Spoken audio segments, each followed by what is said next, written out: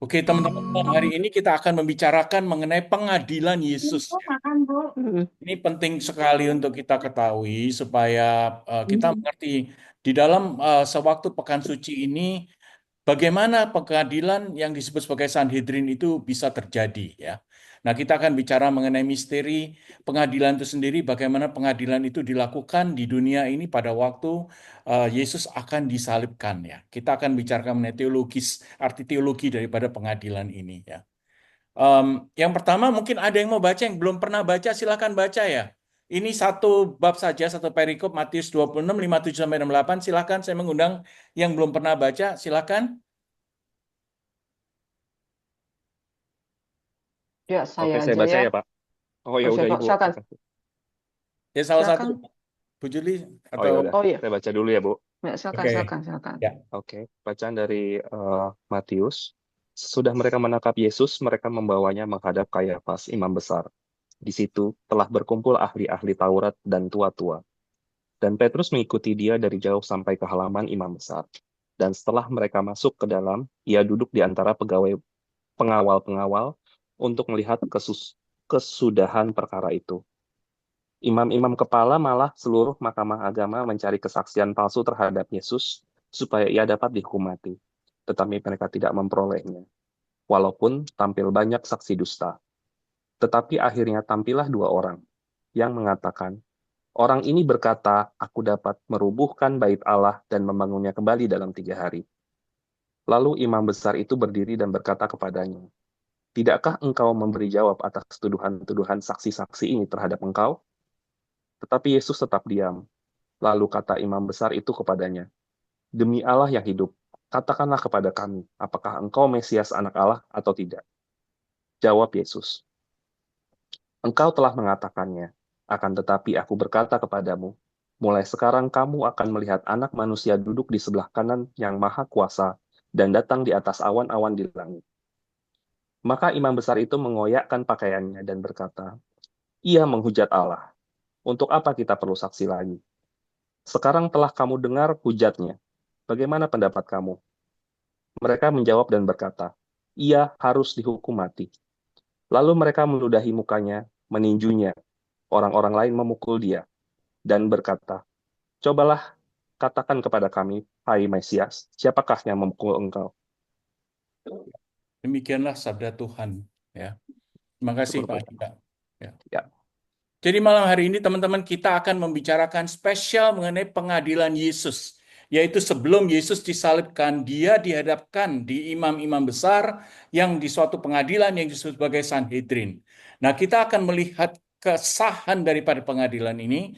Kita akan melihat duduk perkara mengapa Yesus sampai dibawa ke pengadilan.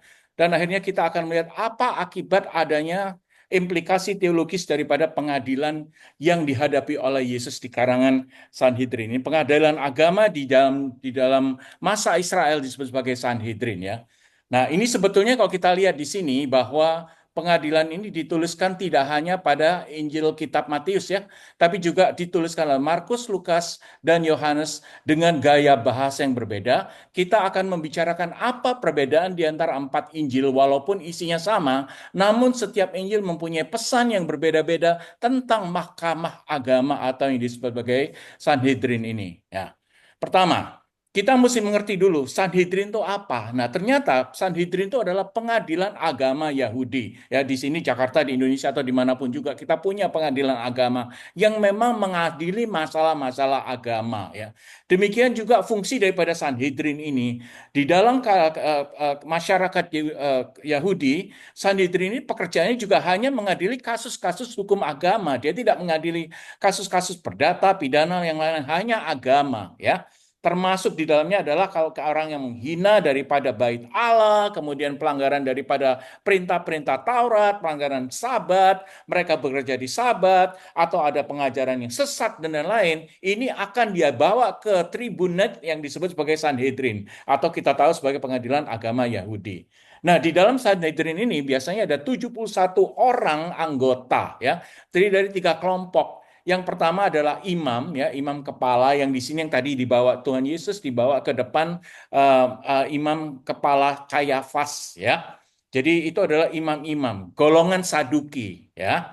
Nah, yang kedua adalah para orang-orang tetua-tetua bangsa, ya. Ini yang disebut sebagai penatua-penatua di dalam kalau kita di sini dibilang penatua ya, atau yang disebut sebagai diakon, deacon, itu dulu sebenarnya berasal dari tradisi Yahudi, yaitu para pemimpin suku-suku, pemimpin bangsawan ya, dan kepala keluarga terkemuka ini yang sudah dianggap bijak, dianggap ketua dan para tetua oleh orang-orang Yahudi ya.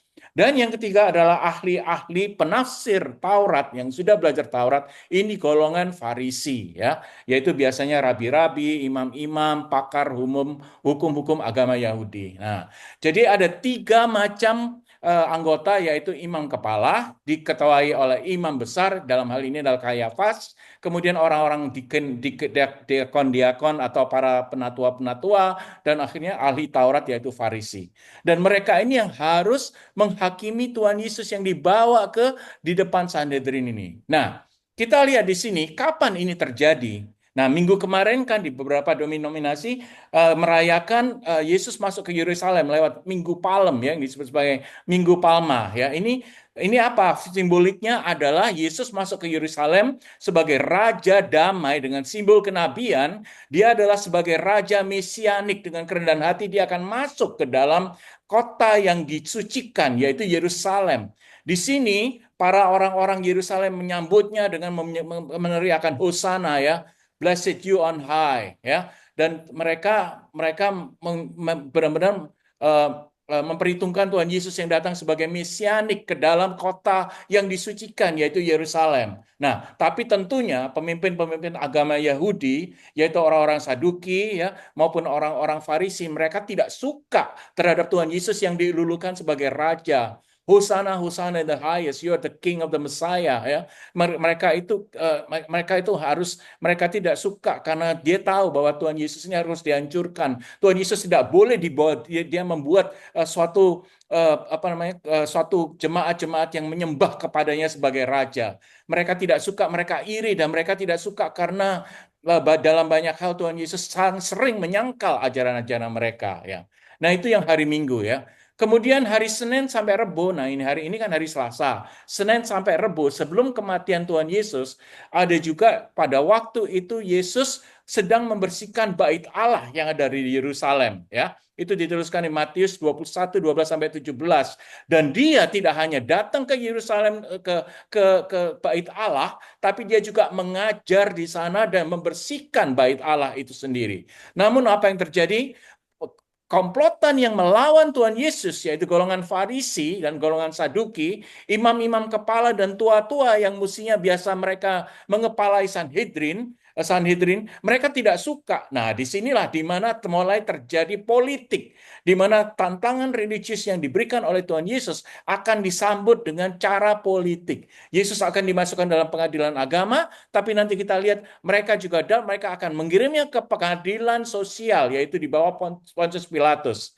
Nah, di sini mereka sudah mulai membuat rencana untuk menangkap Yesus dan mulai membuat rencana untuk menyalibkan Yesus, mematikan, untuk membunuh Yesus di dalam hari Senin sampai Rebo ini ya. Nah, kemudian kita datang pada hari Jumat di mana ada terjadi perjamuan terakhir ya. Kamis malam itu terjadi the last supper, atau yang kita tahu sebagai perjamuan malam terakhir. Setelah perjamuan malam terakhir itu Yesus juga berdoa di Taman Getsemani ya, sendirian, di mana di situ dia berdoa sendirian dan dia menyatakan apakah memang cawan ini yang kalau memang benar itu aku harus melakukan, aku akan kembalikan kepadamu Bapa di surga, aku melakukan dengan segenap hati karena engkau memang menyuruh aku melakukan ya.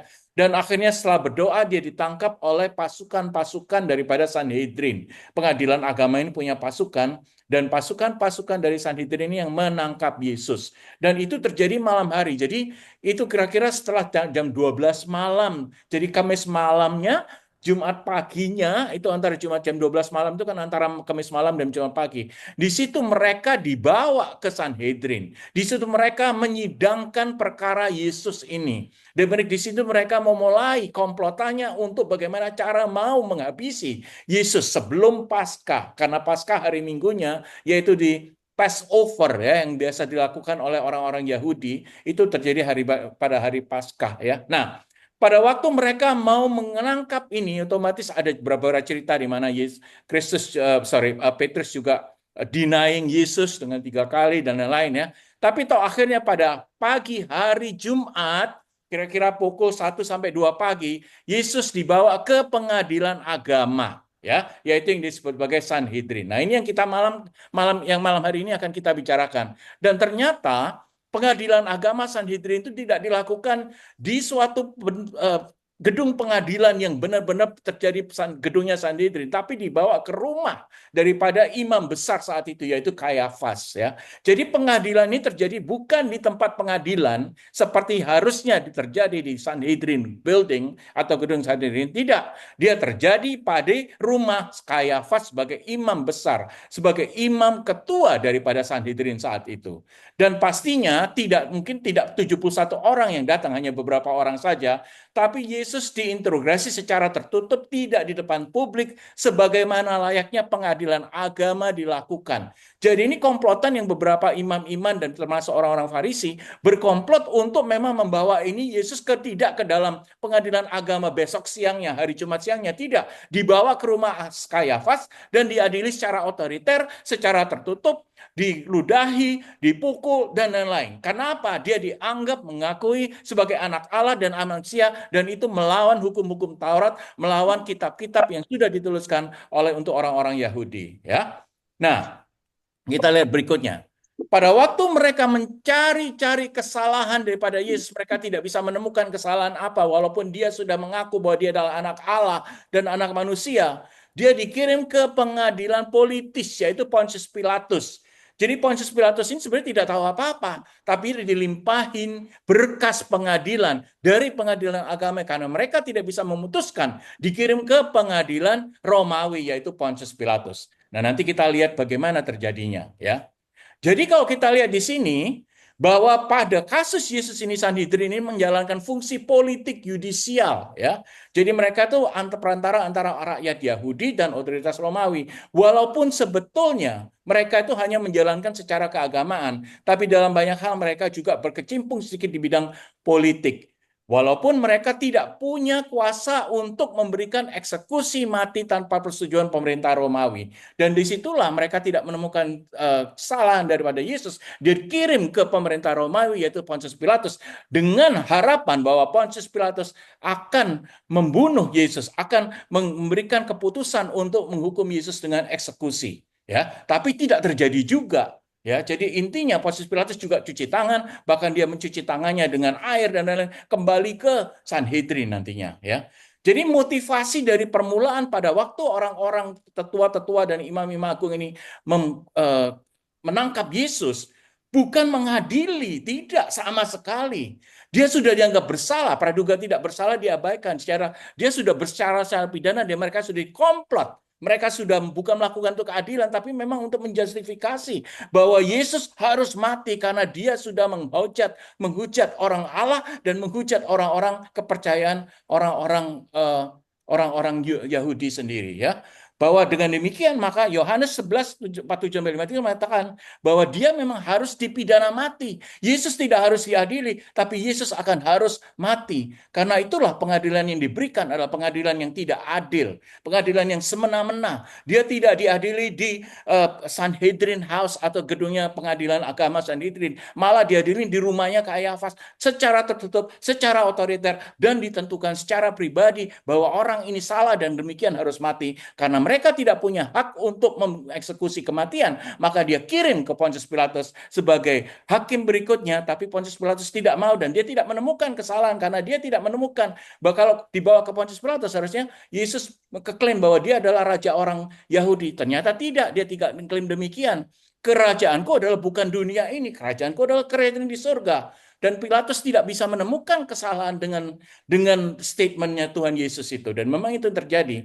Sehingga Pontius Pilatus akan kembali kirimkan ke Sanhedrin. Ya. Jadi, dengan perkataan lain, ada banyak kejanggalan di dalam keadilan dari pengadilan Tuhan Yesus ini sendiri.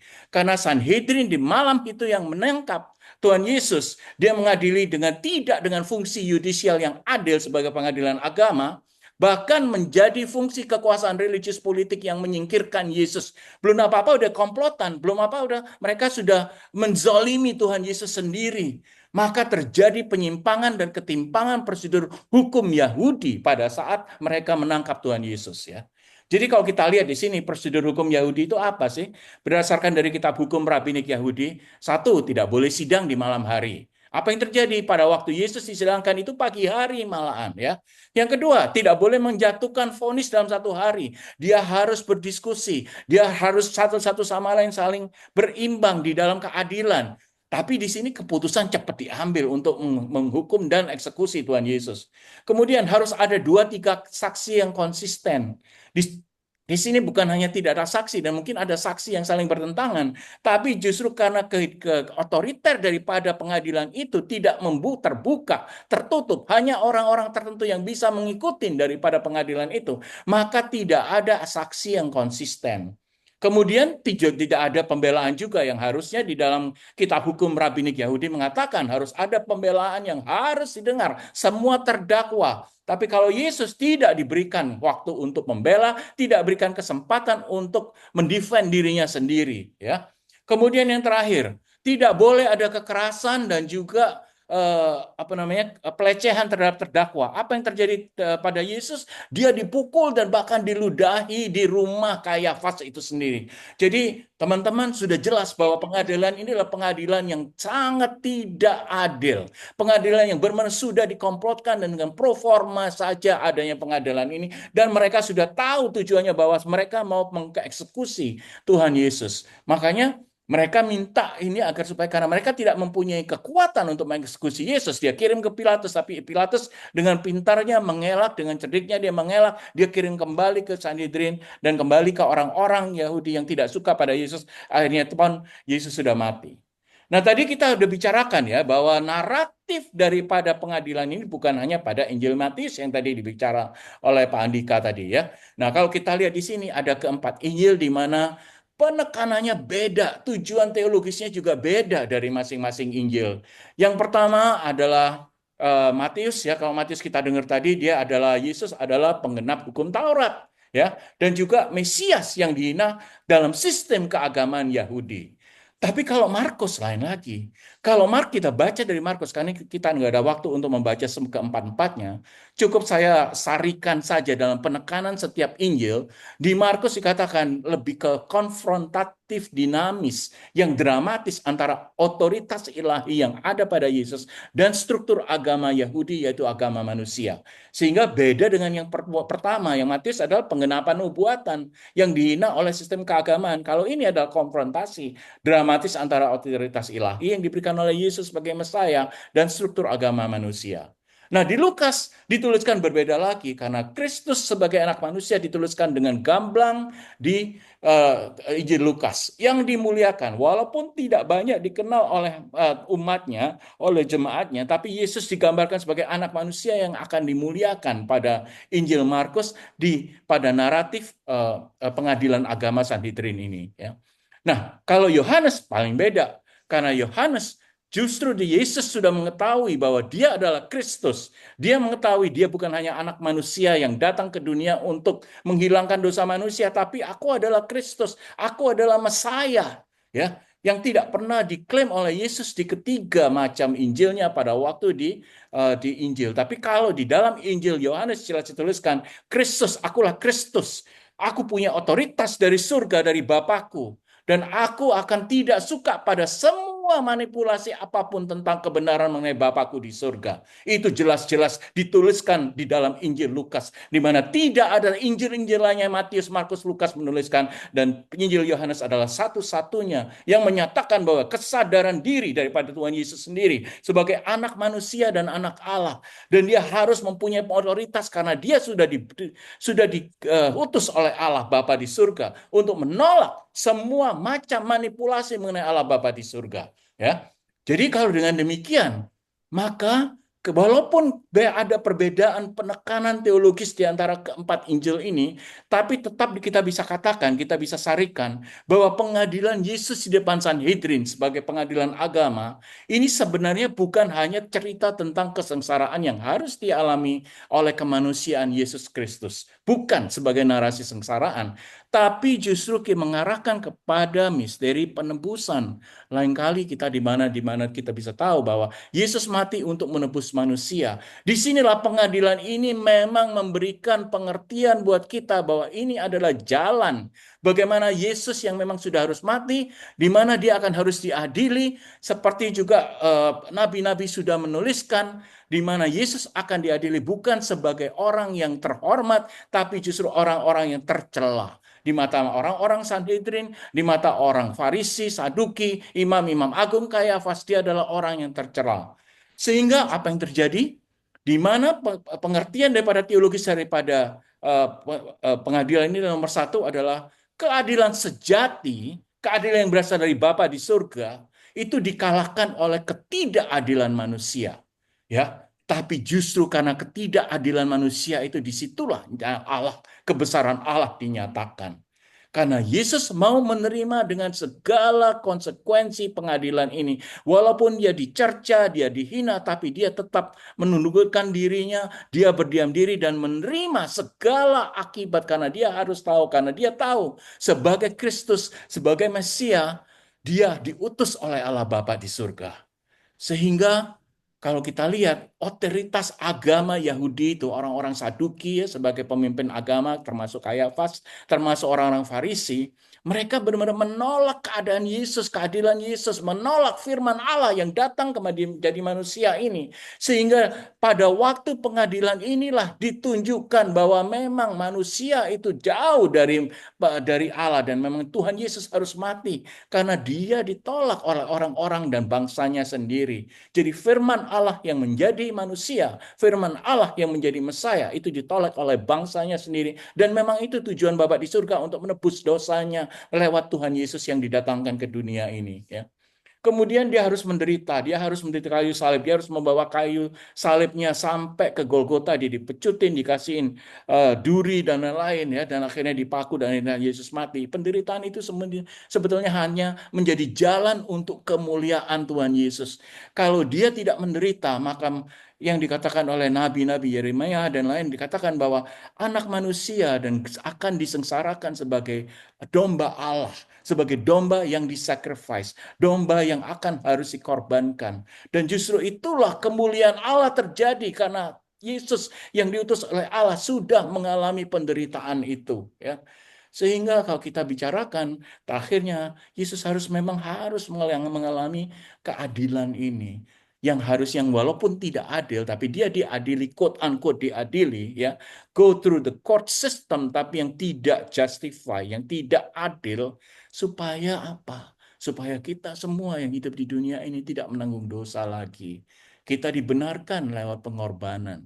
Dan karena itulah dia harus melewati pengadilan yang tidak sah. Pengadilan yang benar-benar memang sudah dilakukan dengan komplotan untuk mencelakakan dan kelak akan memenjarakan dan juga mengorbankan Yesus Kristus. Ya. Nah, ini gambar Kayafas ya dengan Yesus ya. Sekarang kalau kita bicarakan pengadilan ini sudah terjadi walaupun tidak just, apa implikatif naratif teologis daripada pengadilan ini? Ya. Yang pertama, mereka menangkap Yesus membawanya menghadap Kayafas, yaitu imam besar dalam Matius 25:7.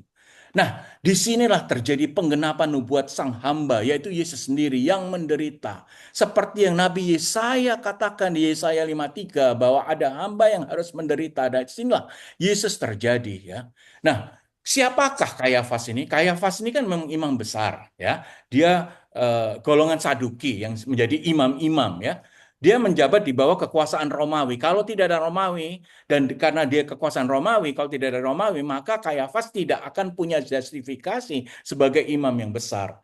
Dengan demikian, dia ditapiskan sebagai imam oleh orang-orang Romawi di bawah Pontius Pilatus atau Pilatus sendiri. Ya. Nah, jadi dengan demikian, kalau kita lihat di sini, kekayaan atau pengadilan itu terjadi, peradilan atau pengadilan yang diketuai oleh Kayafas, itu sebetulnya institusi keagamaan yang hanya terjadi kalau ada orang-orang Romawi. Artinya apa?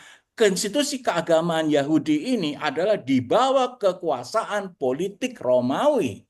Sehingga kalau orang-orang Romawi tidak suka pada orang Yahudi, dia bisa membawa ke pengadilan agama dan pengadilan agama bisa menjatuhkan semua hukuman kepada orang-orang Yahudi. Walaupun itu masalahnya politik. Nah, tapi di dalam masalah Yesus ini adalah bukan kekuasaan masalah politik. Ini adalah masalah keagamaan di mata Sanhedrin, tapi dibawa ke ranah politik dengan membawa Yesus ke Pilatus sendiri.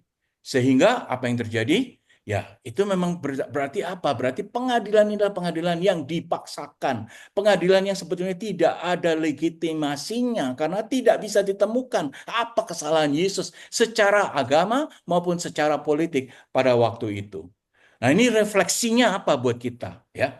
Refleksi buat kita yang jelas adalah kita dipanggil untuk menyadari, untuk mengetahui bahwa penderitaan kadang-kadang itu penderitaan karena kebenaran seringkali diputarbalikkan, ya. Kadang-kadang kita benar tapi kita masih disalahkan. Di zaman Romawi bahkan Yesus sendiri yang sudah benar, yang sudah suci tapi dia harus juga menderita. Kebenarannya sudah diputarbalikkan sehingga tidak melihat lagi secara jelas mana yang benar, mana yang salah, mana yang harusnya adil, mana yang tidak, ya. Itulah yang terjadi di dunia bahwa kadang-kadang kita ini memang mengalami ketidakadilan seperti Yesus juga mengalami ketidakadilan, ya. Dan seringnya ketidakadilan berasal dari kekuasaan yang terjadi pada saat itu. Seperti juga Kayafas sebagai kuasa daripada imam-imam ketua, dia mempunyai kuasa dan dia merasa mempunyai backup dari politik, dari Pilatus, dari kekaisaran Romawi, dan dia merasa berhak untuk menguasai Yesus sendiri sebagai manusia dan dia bisa menimbulkan ketidakadilan pada Yesus, ya. Dan ini bisa sering terjadi di kita yang hidup saat ini di tempat kerja, di masyarakat, dimanapun juga. Kadang-kadang juga di gereja-gereja juga kita mengalami ketidakadilan. Tapi seperti juga Yesus, kita juga harus bisa melawan itu dengan kepenuhan hati, dengan keadilan apabila dan pasti kebenaran. Kalau kita tahu bahwa kita itu benar, kita harus bisa defend seperti Yesus sendiri, ya. Jadi ini memang cerita yang pertama adalah narasinya adalah penggenapan nubuat hamba yang tidak bisa dipungkiri bahwa dia adalah hamba yang suci tapi harus menderita untuk menghilangkan dosa-dosa kita, ya. Yang kedua adalah implikasinya adalah pada waktu Yesus ditangkap, Yesus diadili, berlakulah sistem hukum yang manipulatif dan koruptif. Artinya memang Yesus memang tidak dijalankan secara benar menurut kitab-kitab yudikatif daripada orang-orang Yahudi. Bahkan imam-imam kepala dan seluruh mahkamah agama yang datang di rumah Kayafas malam itu mencari kesaksian dan memberikan kesaksian palsu, ya. Nah, ini yang terjadi, ya, bahwa sebetulnya mereka mencari kesaksian-kesaksian bahwa Yesus benar-benar salah, dan akhirnya pada waktu Yesus dibawa ke rumah si Kayafas dan dihadiri, apa yang mereka dapatkan? Mereka mendapatkan kesaksian palsu dari orang-orang yang memberikan kesaksian yang harusnya dilakukan secara adil, tapi tidak ada orang-orang yang adil karena orang yang hadir adalah orang-orang yang benar-benar tidak suka pada Tuhan Yesus sendiri. Sehingga kepalsuan daripada kesaksian yang dipaksakan pada malam hari itu dianggap Yesus yang melanggar karena ada saksi-saksi terjadi. Apa yang terjadi? Hukum dipelintir. Hukum yang sebetulnya tegak, hukum keagamaan yang harusnya suci menurut agama Yahudi, malah dibelokkan, ditekuk, dan sebenarnya untuk memastikan bahwa Yesus akan harus menderita, Yesus akan harus mati karena begitu mereka tidak sukanya pada Yesus. Sehingga mereka menggunakan hukum Taurat, kesaksian hukum Taurat itu sendiri digunakan untuk menolak penggenap daripada Taurat sendiri, ya. Nah, kadang-kadang ini terjadi juga pada kita, ya. Kita diajak untuk merefleksikan keadilan dan praktek hukum dan sosial saat ini, ya. Kadang-kadang keadilan itu tidak bisa didapatkan. Kadang-kadang dibiarkan ketidakbenaran, ketidakadilan terjadi. Dan inilah yang harus kita Periksa dan kadang-kadang kita harus pertanyakan di mana keadilan yang baik. Karena ini keadilan yang tidak benar ini. Bahkan sudah terjadi zaman Yesus oleh orang-orang yang dihormati. Yaitu imam-imam agung. Kayak Kayafas itu kan sangat dihormati. Bahkan dia mendapatkan suatu approval dari kekaisaran Romawi. Tapi dia tetap masih bisa. Namanya manusia. Hakim sebagai manusia juga bisa mengadakan ketidakadilan di dunia ini. Dan sistem yang adil pun kadang-kadang bisa dibongkokkan menjadi tidak adil. Dan inilah yang terjadi sejak zaman Yesus bahwa adanya sistem hukum yang manipulatif dan koruptif. Artinya hanya untuk menyenangkan kelompok tertentu saja. Ya. Nah, yang ketiga adalah penyalahgunaan perkataan Yesus sebagai taktik politisasi agama.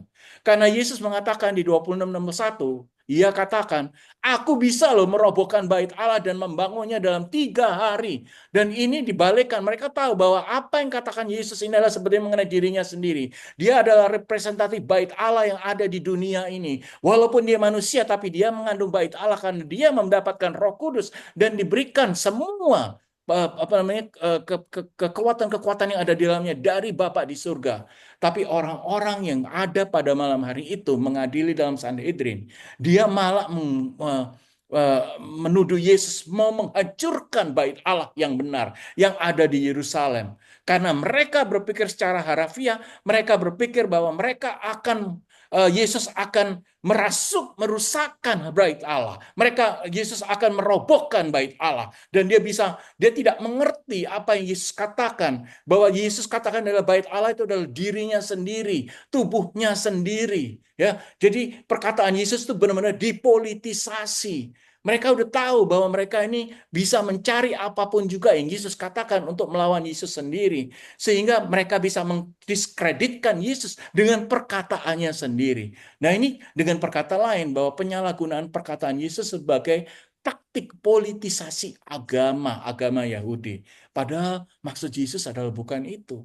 Dia bilang dia merobohkan bait Allah, yaitu aku bisa mati, maksudnya bait Allah yang ada diriku. Aku bisa dirobohkan dan hidup dalam lagi dan dibangun lagi dalam 3 hari. Artinya aku bisa mati dan aku akan bisa hidup lagi. Resurrect dalam waktu 3 hari. Itu maksudnya. Dan mereka mengerti. Tapi mereka tidak mau memahami secara arti rohania. Mereka hanya memikirkan secara harafiah saja. Sehingga kadang-kadang mereka ya memang ditakutin diambil secara out of context ya. Sehingga refleksi untuk kita harus benar-benar bisa menafsirkan secara konteks ya. Kita tidak boleh berkenan kadang-kadang itu sering judging other people out of context atau karena konteks yang kita tidak mengerti. Sehingga kadang-kadang kita itu tidak mengerti apa yang dimaksud orang tapi kita meraba-raba kira-kira gini ya. Itu tidak boleh terjadi ya. Dan kita jangan sampai menyalahgunakan untuk kebenaran kita sendiri juga ya, menyalahgunakan firman. Sering kita ada orang yang quoting firman dan lain-lain untuk membenarkan kepentingan orang itu sendiri. Itu juga tidak boleh ya. Sehingga dapat dikatakan bahwa memang penyalahgunaan perkataan Yesus sebagai taktik politisasi agama ini memang salah satu akibat daripada ketidakmauan dan memang kesengajaan orang-orang Yahudi, imam-imam, yaitu Kayafas dan teman-temannya untuk menghancurkan kehidupan Tuhan Yesus sendiri ya. Yang keempat, walaupun Yesus dituduh apapun juga, dia tetap diam. Dia tidak menyanggah, dia tidak memberontak, dia tidak pernah defensif, dia tidak pernah mengatakan hal-hal yang menghina orang-orang yang menangkap dia, dia tidak menghina orang-orang yang memenjara atau memenjarakan dia atau yang mengadili dia tidak menghina siapapun pada waktu dia ditangkap, dia hanya diam. Dan ini menunjukkan bahwa kediaman Yesus bukan berarti Yesus tidak melakukan apa-apa, tapi karena dia submit, dia berserah kepada Bapaknya di surga, apapun yang terjadi hanya terjadi padaku menurut kemauanmu. Jadi diam di sini adalah bukan bentuk kelemahan karena dia takut, tapi justru keberanian, justru keadanya kekuatan di dalam kediaman Tuhan Yesus itu sendiri. Jadi kita katakan bahwa dia mempunyai keberanian di dalam kelemahan Yesus. Bukan ketakutan. Bukan pasrah dalam arti atau aku akan mati. Tidak. Justru karena dia itu mengosongkan dirinya sebagai Tuhan.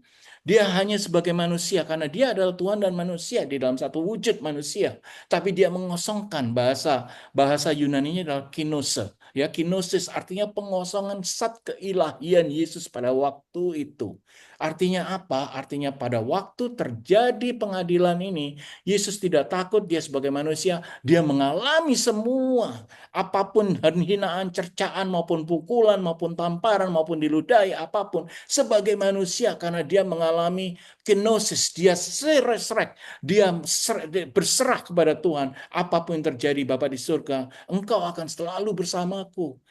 Allah Roh Kudus pun bersamaku. Apapun terjadi, aku akan alami dengan kediamannya itu justru memberikan keberanian pada Tuhan Yesus.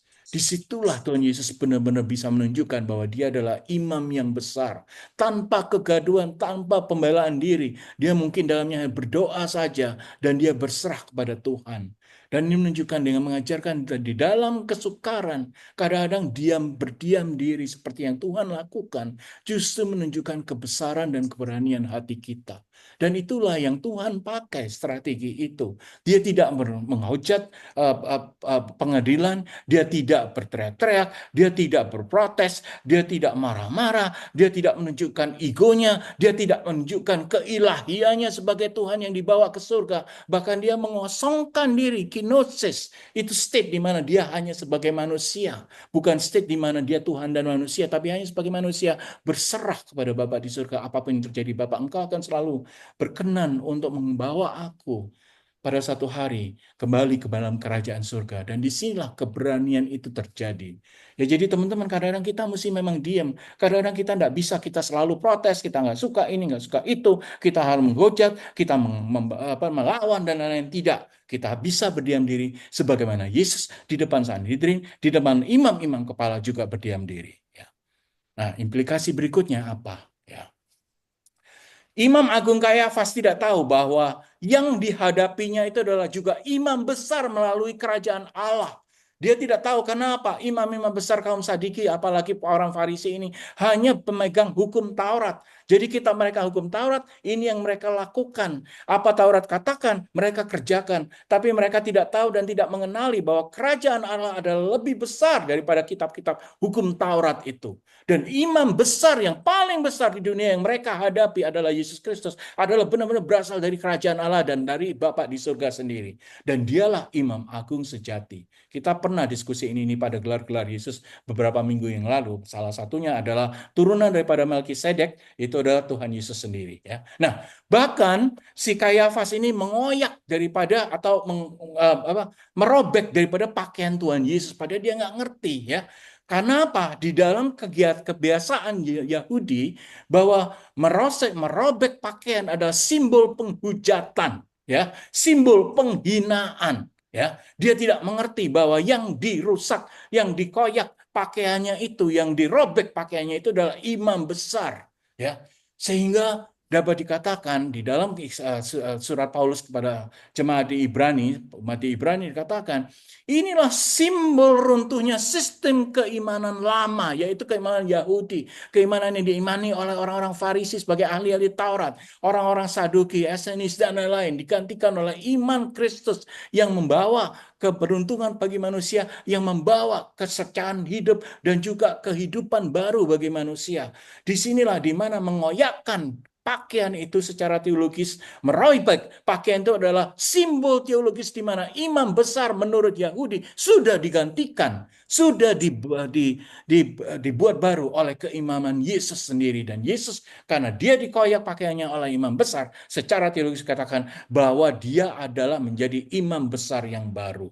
Dirinya adalah persembahan sempurna. Dia menggantikan Kayafas. Walaupun kerajaannya bukan di dunia, tapi kerajaan di surga. Tapi kita tahu bahwa di dalam keimaman yang besar, itu bukan imam manusia lagi, tapi justru imam dari Allah yang berbentuk Tuhan Yesus sendiri. Sehingga dapat dikatakan dengan imam yang besar ini kita mempunyai langsung hubungan dengan Allah Bapa di surga. Tanpa ada datang Tuhan Yesus dan tidak melewati pengadilan di Sanhedrin, kita tidak mungkin bisa langsung berdoa kepada Bapa di surga karena Tuhan Yesus yang mengantar kita. Tuhan Yesus menjadi pengantara kita sebagai anak-anaknya di dunia terhadap Bapa kita di surga. Tuhan Yesus yang mengamuni karena dia adalah imam yang besar. Sudah dibuatkan menjadi imam besar. Keturunan Melkisedek di situ dikatakan di dalam kitab Ibrani. Ya.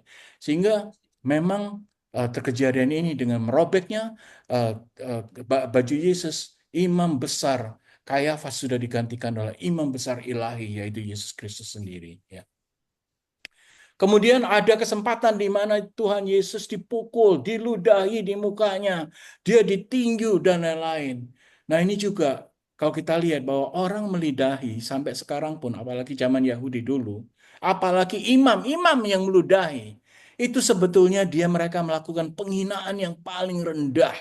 Ya, ini adalah kebudayaan timur, mau timur dekat ya, Near East atau timur jauh ya, Far East kayak kita di Indonesia ini Far East. Kalau Near East itu kan daerah Mesopotamia, daerah Middle East ya, Iran, Irak itu Near East, Far East namanya ya.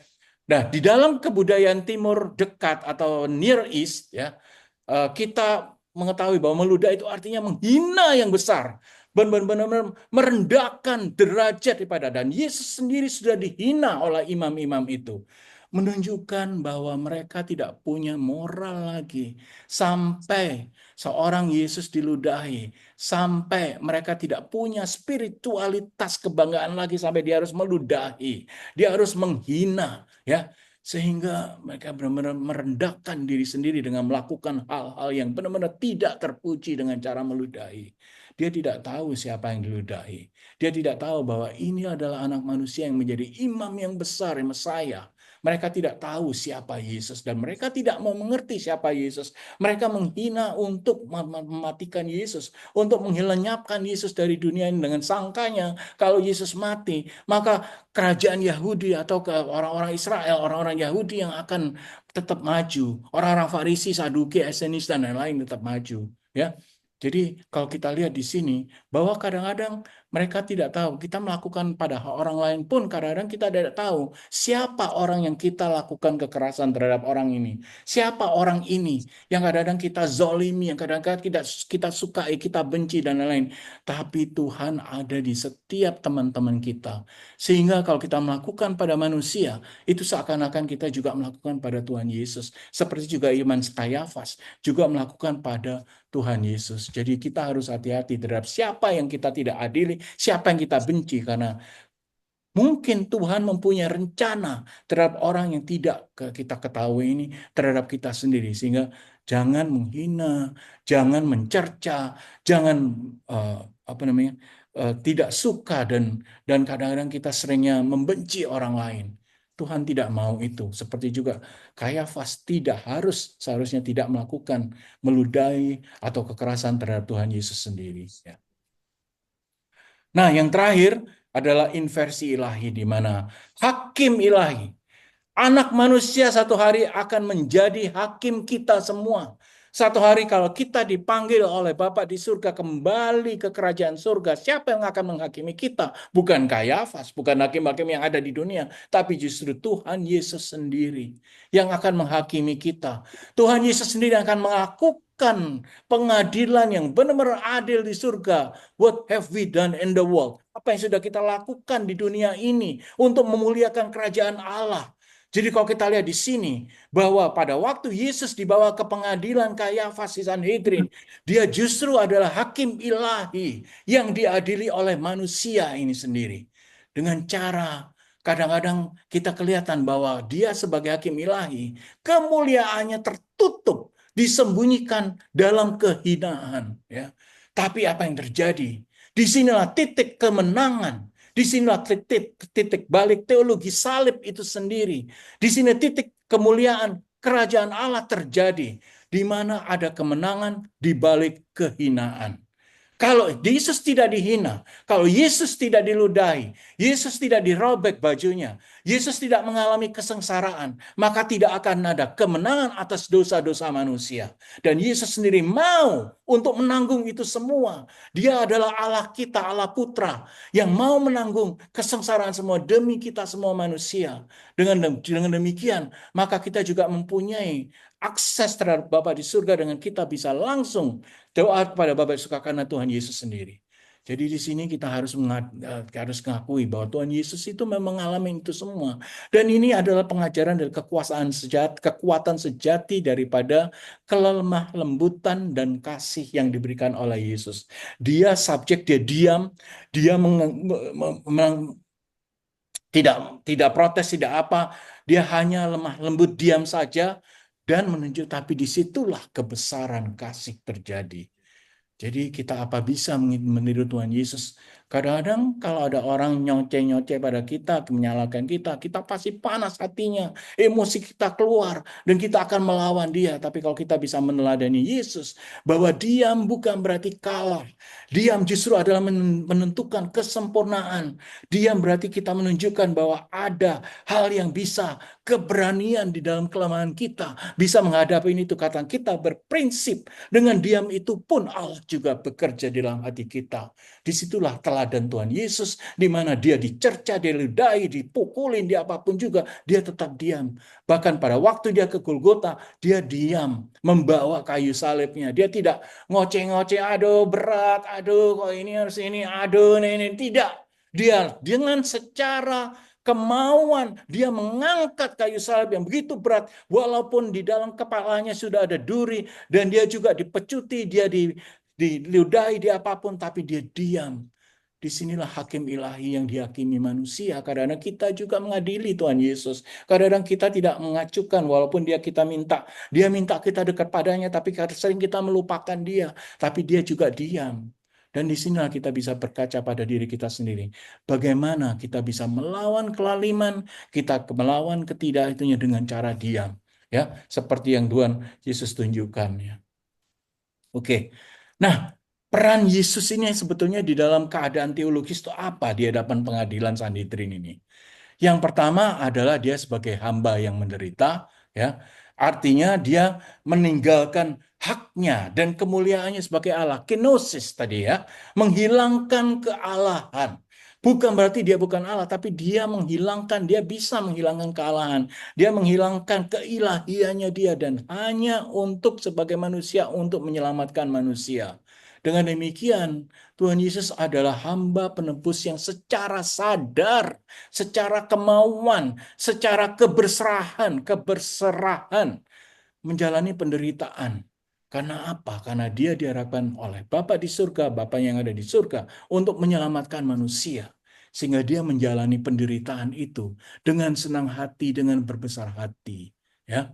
Di Yesaya 5:37 dikatakan ia tertindas, tapi ia membiarkan diri ditindas dan tidak membuka mulutnya. Artinya dia berdiam diri.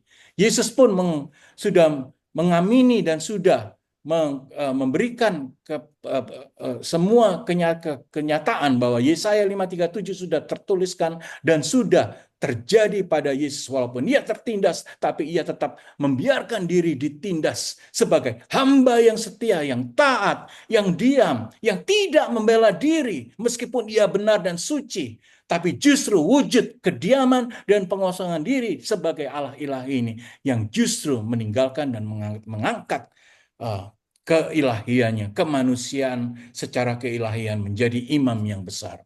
Nah, itulah yang pertama, ya. Yesus sebagai hamba yang menderita, ya. Tanpa ada penderitaan Yesus, kita tidak mungkin terjadi rencana penyelamatan Allah. Yang kedua, tadi sudah kita bicarakan juga, Yesus sebagai imam besar yang sejati, ya. Nah, di sini bukan hanya pemimpin liturgi, ya. Tatanan Melkisedek yang ada di Ibrani, ya, itu bukan hanya pemimpin liturgi, tapi justru imam besar yang sejati. Yang pertama, Imam Melkisedek, dia selalu mempersembahkan korban. Kalau Yesus imam besar, dia sendiri yang menjadi korban. Ya, jadi imam besar yang menjadi korban. Dan dia mempunyai tempat kudus kalau Melkisedek di bait Allah, tapi kalau bait Allah di dalam Yesus adalah dirinya sendiri. Jadi dia sebagai korban, dia sebagai imam, dan dia sebagai tempat pengudusan dirinya sendiri. Dengan perkataan lain, Yesus sudah mempersembahkan dirinya sebagai korban yang kudus. Menggantikan sistem korban kalau di zaman dulu ya, zaman Yahudi. Mereka harus menyembelih kambing, menyembelih domba, dan lain-lain. Kalau ini tidak, kambing dombanya ya Yesus sendiri. Sebagai imam yang mengorbankan dirinya sendiri. Dan bedanya dengan imam-imam yang manusiawi, Yesus adalah tanpa dosa. Maka itu dia disebut sebagai iman besar yang sejati, yang tanpa dosa, yang mau mempersembahkan dirinya sebagai korban kudus. Dan dia melakukan itu di tempat yang kudus, bait Allah yang kedua, yaitu di dalam dirinya sendiri. Ya. Nah itulah implikasi yang kedua. Ya. Kemudian, Yesus itu juga datang sebagai nabi yang ditolak. Ya. Karena apa? Karena mereka minta pada waktu Yesus ditangkap, mereka orang-orang Yahudi bilang, dia memukul Yesus sambil bilang, nubuatkan pada kami, tunjukkan pada kami bahwa engkau adalah nabi seperti yang kau katakan. Yesus tidak pernah bilang bahwa dia adalah nabi. Dia tidak pernah bilang. Dia selalu bilang, kerajaanku adalah bukan dari dunia ini. Kerajaanku adalah berasal dari surga, di atas, di Allah. Ini menunjukkan bahwa Yesus adalah nabi yang bukan berasal dari kerajaan dunia. Dia adalah yang dia sebagai nabi, orang-orang perjanjian lama selalu ditolak. Tapi seperti juga Yesus ya, seperti juga Yesus juga ditolak oleh umatnya sendiri, nabi-nabi Yeremia dan lain-lain itu dipenjara ya, Nabi Mika di perjanjian lama, mereka juga dipukulin dan lain-lain. Yesus juga mengatakan demikian. Sehingga Yesus adalah nabi agung yang menyatakan kebenaran Allah. Dan karena itu seperti juga nabi-nabi di perjanjian lama, dia ditolak oleh orang-orang yang memimpin keagamaan sebagaimana pengadilan Sanhedrin terjadi. Jadi dalam hal ini Yesus adalah nabi yang ditolak ya.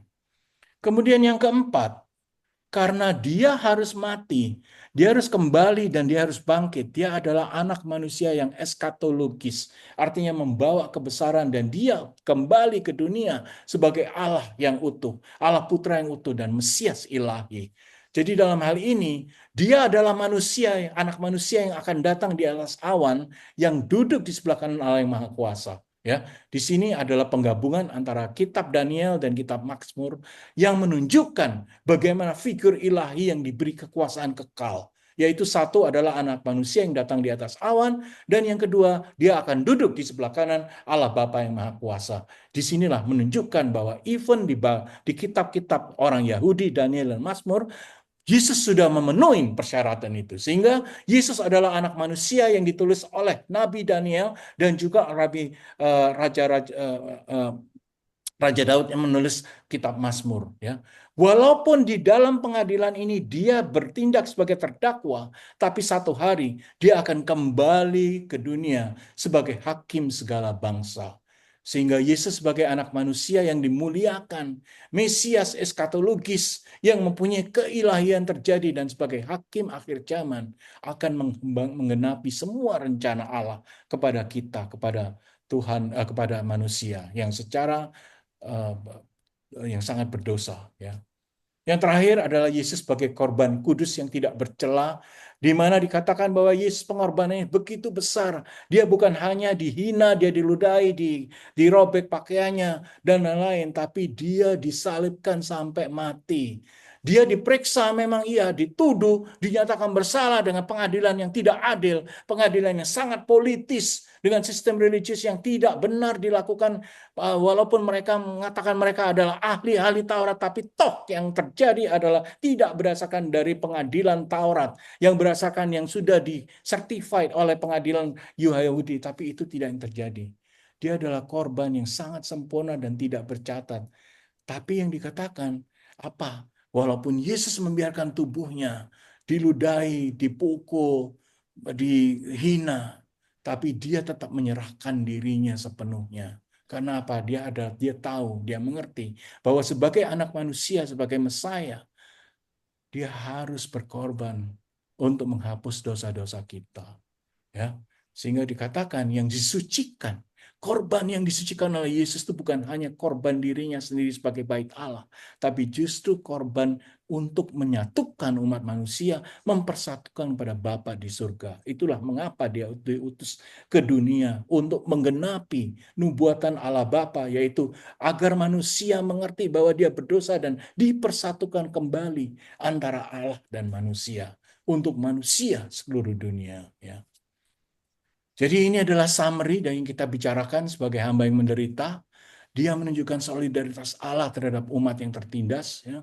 Kemudian sebagai imam besar, seperti Melkisedek, dia mempersembahkan korban sejati, yaitu tubuhnya sendiri, dirinya sendiri. Dia juga sebagai nabi, dia menyampaikan suara Allah walaupun ditolak dan diejek di pengadilan yang tidak adil itu Sanhedrin. Ya. Sebagai anak manusia dan Mesaya, ya dan Mesias, dia dinyatakan sebagai kuasa ilahi yang akan datang dalam kemuliaan. Dan yang terakhir adalah sebagai korban kudus, di mana dia menjalani salib sebagai wujud kasih total kepada dunia, seperti yang Tuhan Bapa di surga berikan tugas kepadanya. Pada akhirnya, secara teologis ini disebut sebagai the divine economy of salvation. Artinya apa? Ini adalah peristiwa transformatif di dalam penebusan, di mana ketidakadilan manusia itu justru menjadi panggung keadilan ilahi yang menebus. Ya. Di mana di sini dimulai dengan Tuhan Bapa di surga sebagai Allah yang berkasih. Dia harus mengasihi manusia, ciptaannya dengan memberikan anaknya sendiri. Jadi kalau dengan demikian divine economy of salvation mengatakan bahwa pengadilan Yesus bukanlah penghambatan keselamatan, tapi justru ini adalah jalur yang sah, jalur keilahian yang benar-benar adil menuju penggenapan rencana penebusan Allah yang sudah dirancang sejak semula oleh Bapa di surga.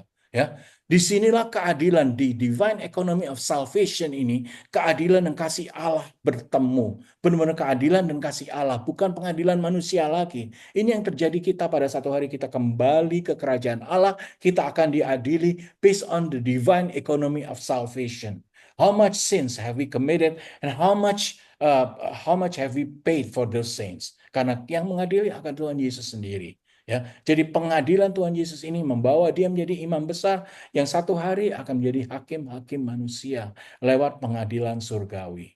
Jadi teman-teman, kita mesti ngerti bahwa malam hari ini Yesus pun sudah mengalami keadilan dan pada satu hari kita juga akan mengalami keadilan yang sama kalau Yesus diadili oleh Kayafas dan imam-imam Sanhedrin dan lain-lain, kalau kita akan diadili oleh Tuhan Yesus sendiri.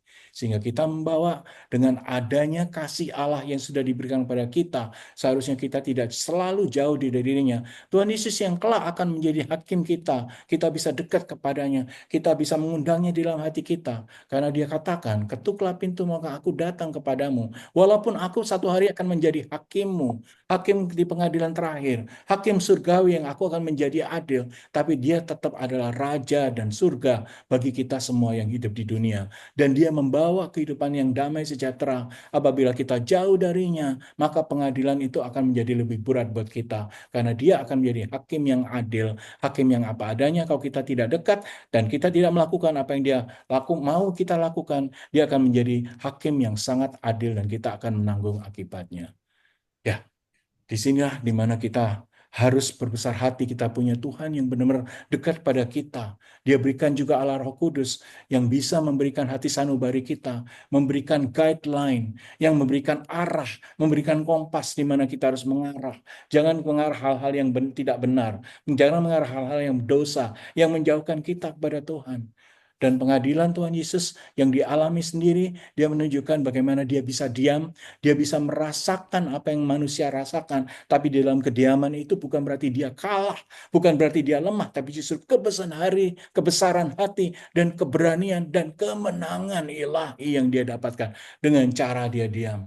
Dan banyak sekali contoh-contoh lain, walaupun dia diadili dengan tidak adil, tapi Tuhan Yesus sendiri tetap menunjukkan keberserahannya pada Tuhan Bapa di surga. Nah, disitulah konklusi kita pada malam hari ini, bahwa salah satu akibat daripada dia harus mati adalah dia harus diadili. Ini itu terjadi pada Kamis malam, ya, Kamis putih, ya, di beberapa gereja berkatakan setelah Yesus membersihkan kaki, dan kemudian dia berdoa Taman Getsemani, langsung ditangkap oleh orang-orang dari Sanhedrin, dia dibawa ke rumah Kayafas. Semoga memberikan kecerahan bagi kita semua agar kita mengerti apa yang Tuhan Yesus sendiri sudah alami di pekan suci ini, ya. Oke, kita